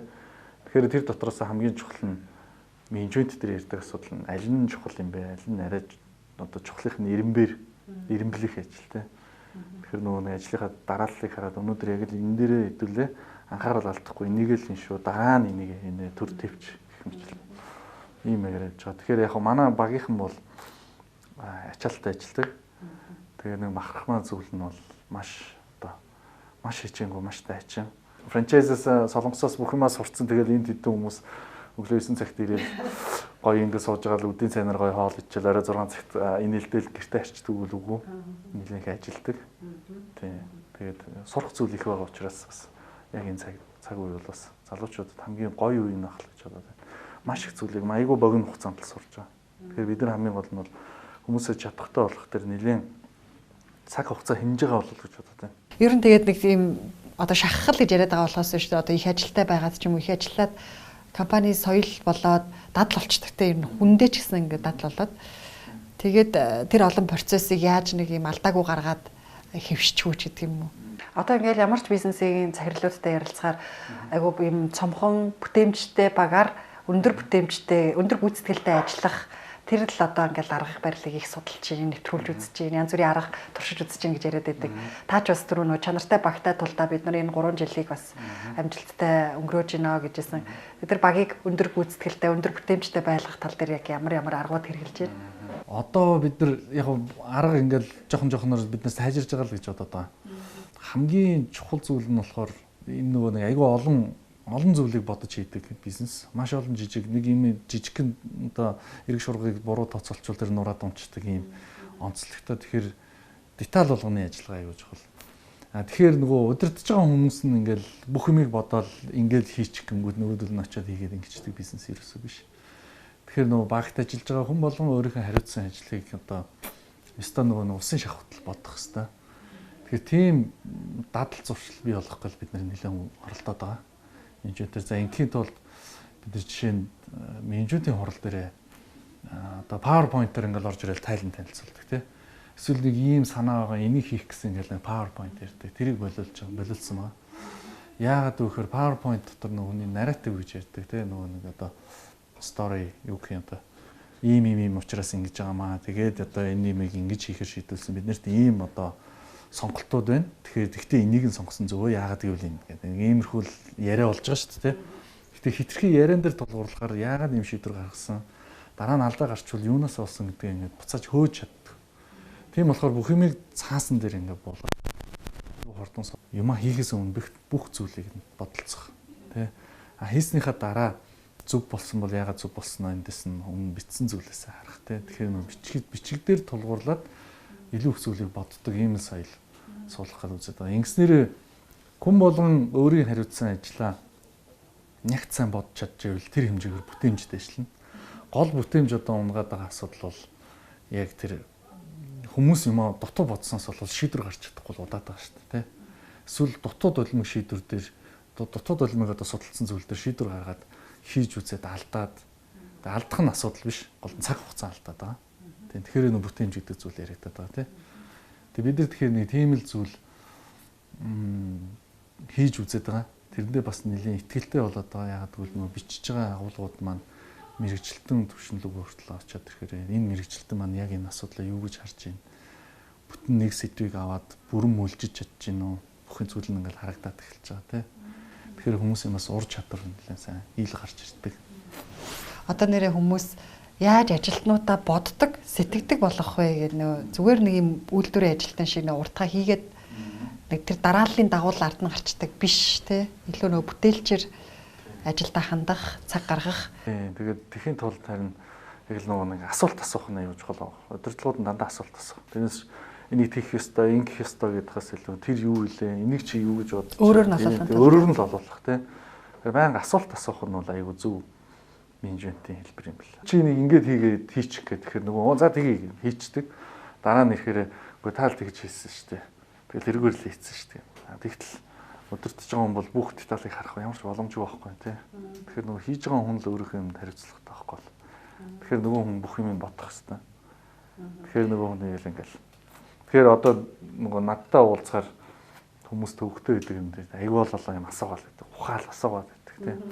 Тэгээ өөрөө тэр чинь хариултаа тэндээсээ олчих юм чинь те. Коучинг хийх одоо ч айгүй коучинг авдаг болсон биз те. Тэр чинь бас яг өөрөөр нь хариултыг нь олуулдаг үстэй зүгээр л асуулт асуугаал гэдэг. Нэрээ би надад ийм боломж байгаа юм биш. Би чинь энийгээ ерөөсөө олж хараагүй энэ тал руугаа яваад байгаа юм байна гэдэг. Тэрнийг ясандаа коучинг болж гин гэсэн үг шүү дээ. Тэгээд шууд 100% хариултаа мэдж байгаа гэдэг ийм бодол дотор байна гэдэг нь бол ер нь айгүй алдаатай юм байна гэж бодсон. Ялангуяа юм олон детальтай бизнес. Одоо ингээд яг таагуурын бизнесээс ч гэсэн ингээд харахаар зах зээл дээр нэлээд байр суурь олцсон, бүр томорчсон. За танайхыг бол ярилдаггүй тийм ээ. Тэгэхээр өшөө тэлий гэхээр хөрөнгө оруулалтын өөр хувилбарыг хайж эхлэх хэрэгтэй болж байгаа хэл та. Тэгэхээр энэ хөрөнгө оруулалтын хувилбаруудаа яаж шийдэх вэ? Ойрын хугацаанд ер нь ямар төлөвлөгөө байгаа вэ? За банк бол мэдээж За, IPO хийх ер нь бол- зайлшгүй хууль Тий. гарцсан тийм ээ. Ер нь бол хөрөнгө оруулалтын хэрэгсэл гэдэг зүйл бол хүмүүсийн итгэлийг олох хэрэгтэй. Тэгээ нөгөө талдаа тодорхой хэмжээний одоо зах зээлд өөрийгөө байршуулах хэрэгтэй. Тэгжиж нөгөө ямар ч хүнээс бол мөнгө одоо татхад бол боломжтой бол. Энэ утгаараа бол Монгол битгий дэлхийд угаасаа л ерөөсөө хийдэг юм бол энэ IPO гэдэг юм байдаг. За бидний хувьд бол яг энэ 26 жилийн хугацаанд бол банк бол нөгөө өөрийнхөө хөрөнгө нь 10%, хүний хөрөнгө нь 90%-аар одоо хөшөөрөгдөж бизнес гэдэг ийм бизнес. Тэгэхээр бид нар бол 10% аль болох том болгож иж одоо тэр банк бол илүү их ашиг хийнэ. Тийм учраас бол биднэрт бол яг энэ IPO-гийн л замыг одоо хөрөнгө оруулалтын зам дээр бид нар явж байна. Одоо хийн. За CEO-гийн хувьд ингээд эрчимтэй томорж байгаа. Гэхдээ ахаад 200 хэдэн салбар нээх боломж байна гэж хэлсэн. Гэхдээ яг энийг дангаараа корпорацийн компани, групп компани төвшөнд хөрөнгө оруулалтаар шийдэх боломж байна уу? Эсвэл хөрөнгө оруулалтын өөр хувилбар төлөвлөж байгаа юу? Тийм бид нэр одоо IPO хийх гэж төлөвлөж байгаа. IPO хийх хүсэлтэй бол одоо төрийн байгууллагууд хөргүүлсэн байгаа. За гэхдээ мэдээж яг тэндээс одоо шийдвэр гараад эцсийн байдлаар одоо зөвшөөрөл авах хэрэгтэй байгаа. Бид нар яагаад IPO хийх гэж ингэж хүсэж байгаа юм бэ гэхээр ер нь энэ бизнесийнх нь өөрийнх нь мөн чанар байна. Энэ бизнес өөрөө нэг талаасаа харахад ингээд худалдааны бизнес юм шиг хэрнээ нөгөө талдаа тэр дэлгүүр гэдэг маань өөрөө тэр нөгөө орчиндөө байгаа бүх хүмүүсийн ажил амьдрал одоо өдөр тутмын амьдралд нөлөө үзүүлээд байгаа. За энэ дэр ганцхан одоо бүтээгдэхүүн зардаг газар биш одоо жишээ нь ариун цэврийн өрөөч байна тий. Шүү одоо шудангийн үйлчилгээ бусад одоо банк санхүүгийн үйлчилгээ ингээл бүхэл зүйлүүд ингээд нэг дор төвлөрч байгаа. Тэгэхээр энэ бол нөгөө хүний өдөр тутмын амьдралд хэрэгэлдэг юм дид үтс болчихж байгаа. Тэгэхээр энэ юм нийгмийн дид үтс шиг юм цэг болчихж байгаа. Тэгэхээр энэ цэг бол бүх хүмүүст нээлттэй, хүмүүсийн итгэлд авах үзэх хэрэгтэй тий. Тэгэхээр нөгөө компани засаглал талаасаа хувьцаа эзэмшил ингээл бүхэл талаасаа бол энэ олон нийтийн оролцоо байх нь ер нь зөв юм байна гэж харж байгаа. Тэгээ мэдээж өсөж байгаа компани чинь хөрөнгө оруулалт хэрэгтэй. Гэхдээ хөрөнгө оруулалтад татах айгүй олон хэлбэрүүд байгаа. Тэ? Хувь одоо корпорацууд байна, том хөрөнгө оруулалтын сангууд байна, тэ? За ингээд хөрөнгө оруулалт татчих болно. Гэхдээ олон нийтэд өгснөрөө бид нэр олон нийтийн итгэлд авах, урт хугацаанд айгүй доктортой явах одоо чухал боломж авах болов гэж бодлоо байна. За танах бол тэгтээ coin hub-ын тусдаа Shopee-гоос тусдаа штэ тий. Shopee дээр жишээлбэл хөрөнгө оруулалтын ямар боломжийг төлөвлөж байгаа вэ? Харж. Shopee-гийн бизнес модель бол харьцангуй аюу энгийн аюу ойлгомжтой бизнес модель. Бид нар бараа бүтээгдэхүүн, хүний бараа бүтээгдэхүүнийг зарж ирэл дундаас нь комисшн авдаг. Тэгээд нөө технологиор суурилсан бизнес болоод яг технологийн тусламжтайгаар хэрэглэгчийн тоо ихсээд тий. Энэ нь ихсээд байх учраас хойдолд одоо нэг олон хүн ажиллах шаардлага үүсдэг ч юм уу. Бас тийм хэрэгцээнд нэлээд үүсэж байгаа юм л да. Operation cost буюу яг үйл ажиллагааны зардал бол ингээд нэлээд тийм хурдтай бас өсдөг. Яг ойрын хугацаанд бол хөрөнгө оруулалт босгоно гэсэн төлөвлөгөө бол байхгүй. Гэхдээ IPO хийн гэдэг одоо тийм мөрөөдөл биднэрт бол байгаа. Яг бидний харж байгаагаар бол одоо IPO бүр илүү сайн болчоод л IPO хийх хэрэгтэй болов гэж бид нар бас үзэж байгаа. Тийм. Яг ер нь хөрөнгө оруулалттай холбоо. Гэхдээ бүр гадаад зах зээл дээр судалж үзсэн. Монголын хөрөнгөний бирж дээр биш, гадны хөрөнгөний бирж дээр ч тийм. Бүр тийм амар нарийн юм бол яг үнэ гэж бодож амжаагүй байгаа. Тийм. Гоё IPO болоосоо хүнд өгөөжтэй IPO болоосоо л гэж хүсэж байгаа. Тийм. Ер нь бол хөрөнгө оруулалтын хувьд бол энийг бас гадуур нэг компаниуд нэг ярихгүй байх шиг үлээ. Миний бодлоор бол яг нөгөө хувьцаа авч байгаа хүмүүс хоёр төрлөөр аваад байгаа шүү. За тэр ялангуяа нөгөө залуу одоо хүмүүсийн хувьд нэг нь болохоор ингээд богино хугацаанд одоо арилжаан дээр ашиг хийх сонирхолтой. Нөгөө хөрөнгө оруулагчид нь болохоор тухайн компанитайгаа цуг одоо урт хугацаанд journey хийх сонирхолтой. Тэгээд за би жишээлбэл одоо CEO-тэй хамт дараагийн 5 жил 10 жил хамтдаа би одоо ингээд journey хийгээд явъя гэдэг ийм бас хөрөнгө оруулагч нар бас байна. Одоо залуучууд тийм одоо хамтгаар бодлож одоо сонирхож байгаа. Тэгэхээр бид хэд бол тийм journey хийх одоо кастомеруудаа тийм одоо IPO өрөөдөд хийнэл гэж дотроо ингэж бас мөрөөддөг шүү дээ. Саяхан гэхдээ танай хөрөнгө оруулалтын бүтэц өөрчлөгдсөн тийм ээ хөрөнгө оруулагч нарын.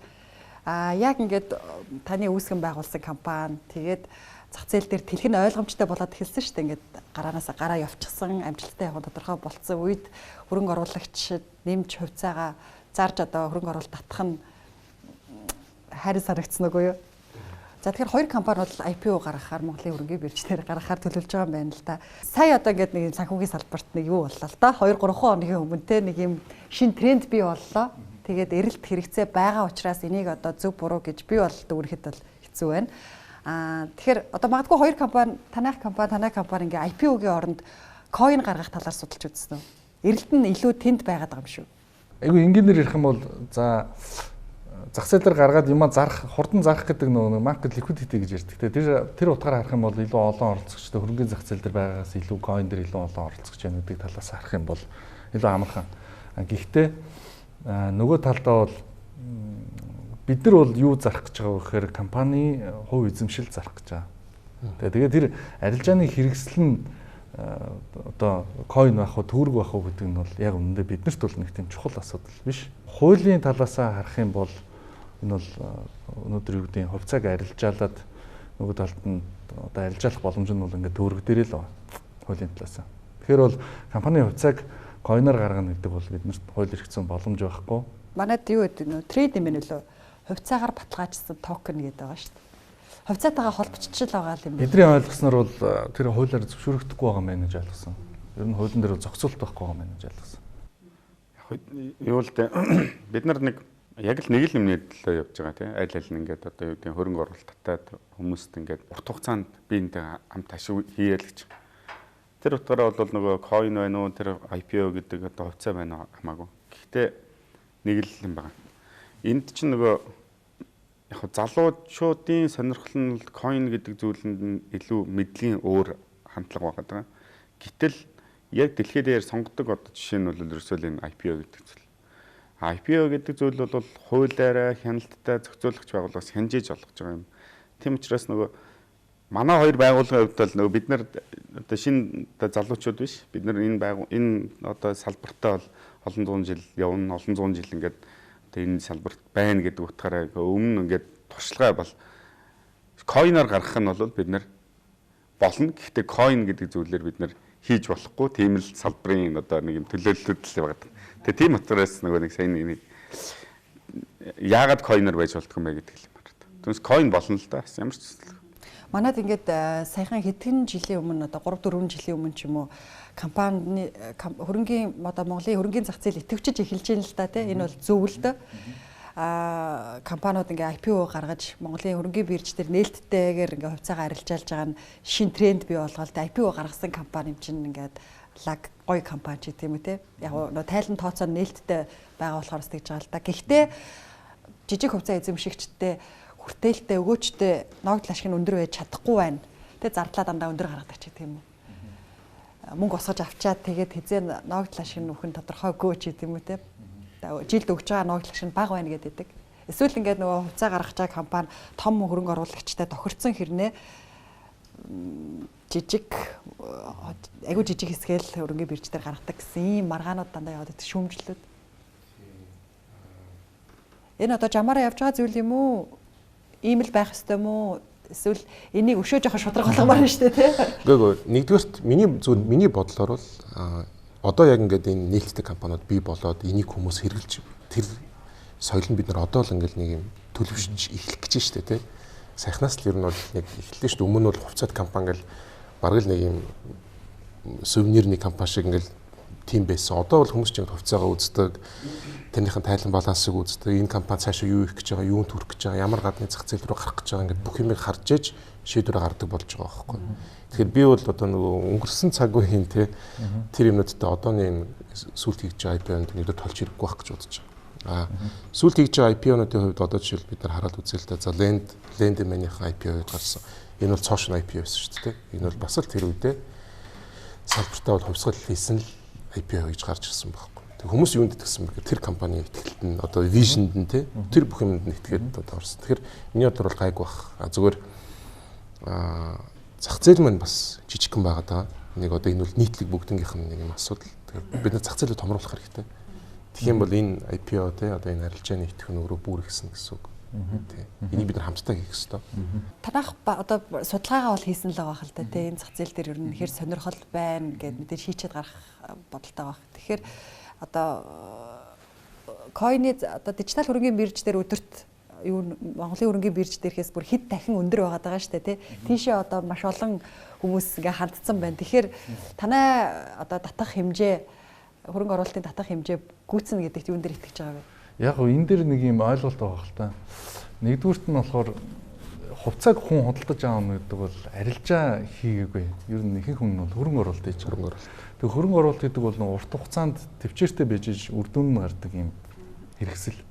Тэгэхээр нөгөө өдөр болгон их арилжаа хийгээд ингээд байх нь бол тэр хувьцааг одоо худалдаалаад арилжаалаад байдаг гэдэг юм хөрөнгө оруулалт гэдэг өнцгтэй ерөөс нь нийлэхгүй байна. Тэгэхээр яг нөгөө нэг зах зээл дээр байгаа манай хөрөнгөний бирж дээр байгаа өдрийн гүйлгээний тоон бол яг үүндээ бидний шийдвэр гаргахад нэг тийм нөлөөтэй зүйл ерөөс биш.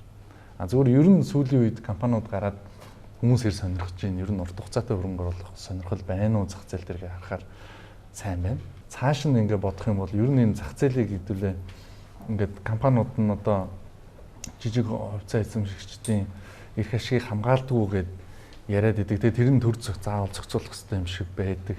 Гэтэ яагаад компаниуд нь өөрсдөө очиод яг тэрийг үлгэр жишээгээр харуулж болох юм бэ те? Тийм шүү дээ. Тэгэхээр манай хувьд ч гэсэн яг л одоо нэг одоо олон улсад байдаг жишгийнхэн дагуу бид нар яаж одоо жижиг хувьцаа эзэмшигчдийн эрх ашигыг хамгаалж чадах тэрийг л харуулах хэрэгтэй. Тэгжиж бид нар зах зээл дээрх нөө итгэлээ олж чадна. Банк орж ирснээр бол би хөрөнгөний зах зээл бүр шал өөр болох болов гэж хараад байна. Яагаад гэвэл банкыг би ойлгохдоо өдөр болгон балансаа гаргадаг гэж ойлгоод байна тийм. Тэгэхээр эн чинь санхүүгийн тайлангаа гаргахгүй алга болчтой компаниуд яаж өдөр болгон балансаа тайлангаа гаргадаг ийм аж ахуй нэгж зах зээл дээр орж иж байгаа юм. Эн чинь шал өөр одоо шалтгааныг бий болгоно гэж. Тэгэхээр бид нар бол одоо банк шиг тоогоо ингээл яг л гаргах хэрэгтэй бол удирдлын дууслаа маргааш нөгөөдөр нь гаргачих чаддаг юм болохыг зорино. Тэгээд тэр нь хөрөнгө оруулагчдын сонирхол бүх зүйлийг идэвхжүүлнэ ингээд цаашаа зах зээл бол аягүй сайн хөгжиж явж байгаа хэл гэж хараад байна. Та нарын зүгээс одоо ингээд бэлтгэлээ IPO-г гаргах бэлтгэлээ хийж байгаа. Тэгэхээр Монголын хөрөнгөний биржийг бас аягүй шүүмжлэлтэй ханддаг шүү дээ. Аягүй юм хөгжил удаан байна. Зах зээлийнхаа трендийг дагж чадахгүй байна гэд ямар болгох шаардлагатай гэж хардаг вэ? Тэгэхээр манай нөгөө хөрөнгөний бирж чинь өөрөө ажиллаад ингээд хөрхийг гүгээд тэр хөрөнгөний бирж дээр оролцогч нь өөрөө байхгүйсэн баг. Дээр үед бол нөгөө цэнхрийн гаан тасалбар гэдэг ингээд юм өгцөн. Одоо сая одоо хэлж шít зөвшөөрөл бол мэндэ зөвшөөрөл төрч. Энэ том компаниудын жижиг компаниудын хувьцаа эзэмшдэг нь ялгаагүйсэн баг. Гэтэл одоо бол одоо сүүлийн үед гарч байгаа энэ хөрөнгөний зах зээл дээр гарч байгаа компаниудын удирдлага эзэдийн бодлол тэр үеийнхээс шал хөрвөлцсөн. Ирээдүг яаж харж байгаа урт хугацаанд нэг удаа бид нар хүнийг хошгруулад мөнгө авах биш. Бид нар тэр хүмүүст урт хугацаанд бизнес хийж өөрийнхөө нэр хүтэр одоо айгуу чухал болсон. Тийм учраас яг энэ хөрөнгөний биржийн зах зээлийнхаа энэ байр байдлыг харахад бол биднэрт бол тийм том биш байгаа. Гэхдээ эн чинь өөрөө бид тэр нь хинээ буруу вэ гэхэлэр манай хөрөнгө оруулагч нарын мэдлэг хуримтлал буруу байсан баг. Банкны хувьд бол бид нар санхүүгийн салбарт гэдэг салбарт бол 4-5 одоо тоглож байх хэвээр. Тэрний нэг нь л бид нар банк баг. Тэгээ банк бол 90% нь ингээд дангаараа үрж байгаа. Бид нар нуруунд дээр 90% нь ачааг эрсдлийг үүрээд ингээд 20 жил явлаа шин. Одоо хөрөнгөний зах зээл дээр одоо бид нар гарсны дараа бол одоо илүү их одоо хөрөнгөний зах зээл нь хөгжөөд илүү их бидний ачаанаас хуваалцах хэрэгтэй. Тийм учраас бол яг энэ банкны салбарын энэ IPO бол аюул чухал энэ хөрөнгөний зах зээл дээр.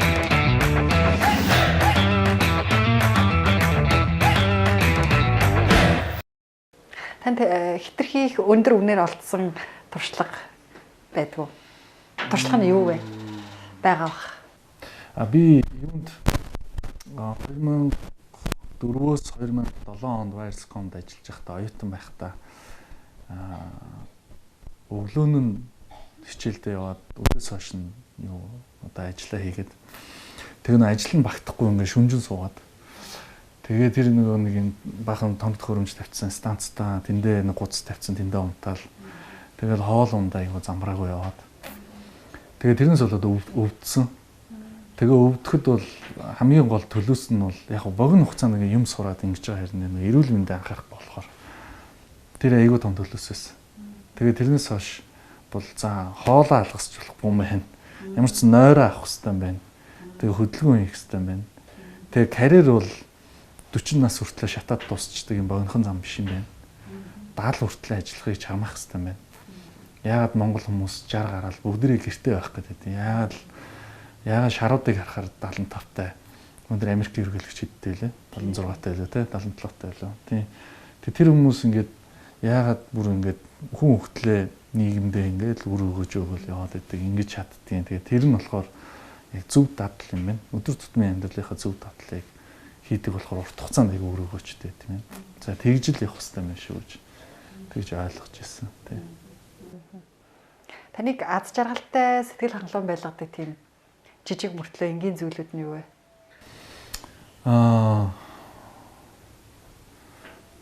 Нэгдүгürt нь багийнхныгаа юм сурж байгааг харахаар маш их урам зориг авдаг.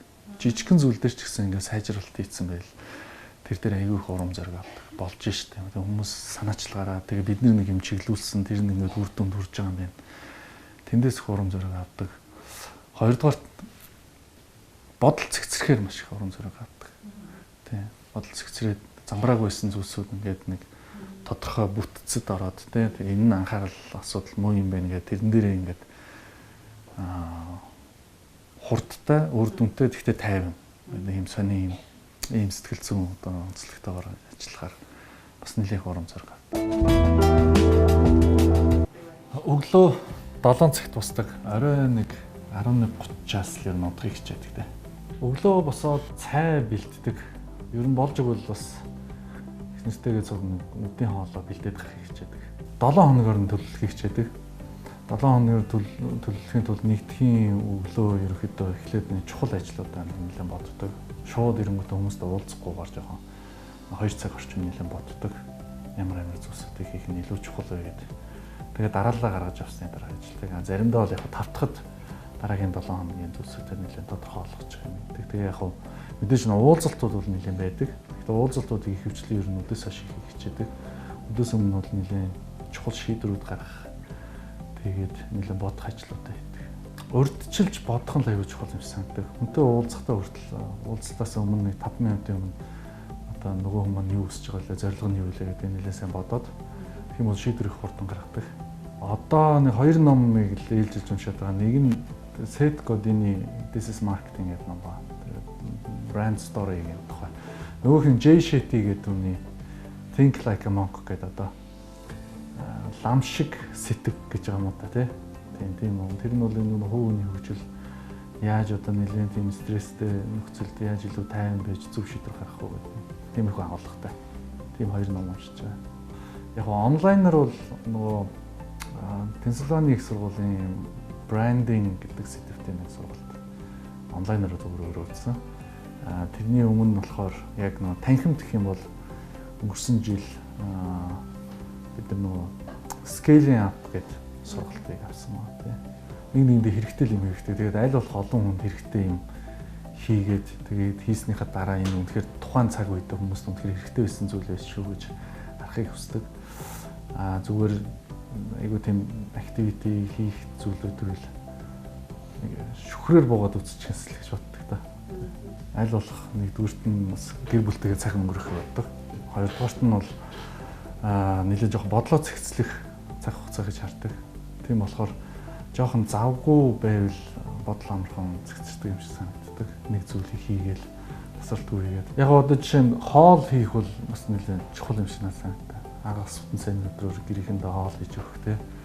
Тэр хооронд бол нэлээд жоохон бодол цэгцэрдэг. За нэгдүгээр дадал нь болохоор би орой болгон уншдаг. Орой болгон унтахаас өмнө ганц өгүүлбэрч болсон яаж ядарч ирсэн гэсэн ганц өгүүлбэрч болсон уншичаад унтахсан гэж боддог. Тэр бол нэлээд чухал дадал санагддаг. Олон зүйлийн олон талаас нь бодох. Хоёр дахь дадал нь болохоор хөлбөмбөг тоглодог гэж бодоод байгаа. Тэр бол бас биеийн хувьд бас эрүүл байх хэрэгтэй. За гурав дахь дадал нь болохоор магадгүй их бодох байж магадгүй. Хаяа бас хэтрүүлээд их бодчих гээд байдаг тал бий. Гэхдээ ер нь бол нэлээд их боддог. Өглөө болгон ажил дээр ирээд ерөнхийдөө нэлээд ямар нэгэн одоо чинээ шууганаас хол хаалга хааж байгаа тэр нь бодох дээр нэлээд анхаарлаа хандуулдаг. Өөртөө оруулсан сурхал юм байна гэж бодоод байгаа. Тийм мэдээж одоо дунд сургууль, их сургууль, мастер тэгээд уншиж байгаа номнууд. За тэгээд бас нөгөө талд нь аягүй чухал зүйлэн дээр хүмүүсээс яг одоо чин сэтгэлээс нь одоо болохгүй байгаа зүйлээ хэлүүлэх. Тэр бол маш чухал. Одоо хүмүүс нэгээ магтахад бол аюу амархан байдаг. Шүүмжлэх бол хэцүү. Тэгэхээр нөө шүүмжлэлийг нээлттэй авах нь аюу чухал санагдав. Тэр бол сурах аюу том үнцэг. Бага хөгжүүлэх хамгийн чухал ур чадвар байна. Тэгээ бага хөгжүүлэхийн тулд нөгөө хүмүүстэй хэрэгцээтэй байгаа дутагдж байгаа ур чадруудыг нь яаж өгөх вэ? Ер нь энэ хүн одоо яг энэ ур чадрыг эзэмших боломж байна уу те? Тэгээд надтай одоо цуг ингээд ажиллахдаа миний бас болохгүй байгаа зүйлийг хэлээд те. Тэгээ ингээд юм нягт баг болох. Энэ дээр л одоо ур чадварыг их сайн хөгжүүлэх хэрэгтэй байна гэж бодод байгаа. За баярлалаа. Бидний урилгыг хүлээж авч сонирхолтой яриа өрнүүлсэн танд баярлалаа. Бизнесийнхаа хамгийн ноу-хауыг ярьсанд баярлалаа. Та бүхний ажилд амжилт хүсье. За баярлалаа. Та бүхний ажилд сайн амжилт хүсье. Би шилээ авчихдаг тийм.